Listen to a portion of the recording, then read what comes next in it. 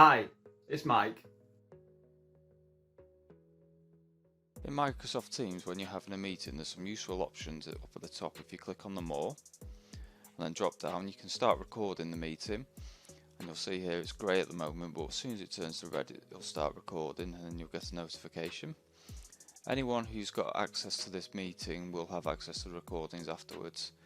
Now you can either end these by clicking on More again and then clicking on Stop Recording, or you can just end the meeting and then it will save a copy of the recording automatically.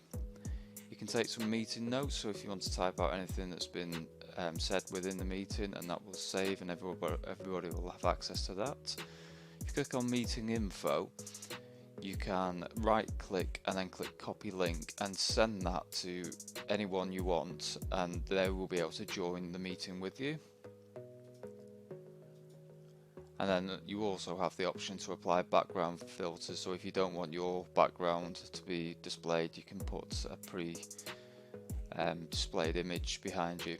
Thanks for watching. I hope you found this tutorial helpful. If you would like help with other Microsoft tools or programs, please check out our knowledge base portal or contact us with your request.